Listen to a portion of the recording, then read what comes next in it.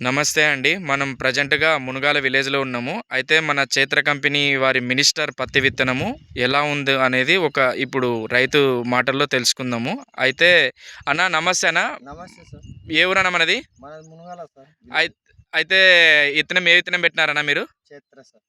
Chaitra company minister. Minister పెట్టినా sir. Okay. అయితే ఇప్పుడు ఎట్లుందన్న చేను? చేనయితే నంబర్ 1 ఉంది. నాకు బాగా ఈ లెవెల్ ఉంది సార్. ఓకే. ఈ లెవెల్ ఉంది. ఎక్కడ చూసినా చేను నంబర్ 1 ఉంది.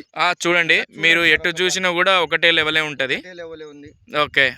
ఇప్పుడు చెట్టుకి ఒక కొమ్మకొచ్చేసి ఎన్ని కాయలున్నాయన్నా? ఒక కొమ్మకొచ్చేసి 5 కాయలు దాదాపు అంటే ఈ చెట్టుకొచ్చేసి ఆ! 40 నుండి 30 దాకా పక్కా ఉంది. మనకి రాంగ ఆ! ఒక 80 కాయ దాకా పక్కా వస్తదని నా డౌటు.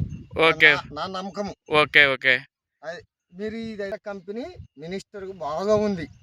సైజు కూడా ఎక్సలెంట్‌గా ఉంది. ఇక అంత కావాలంటే కాయ సైజ్ బావుందనా? బాగా ఉంది సార్. చూడండి లావు కూడా ఎంత లావు ఉన్నది. మీరు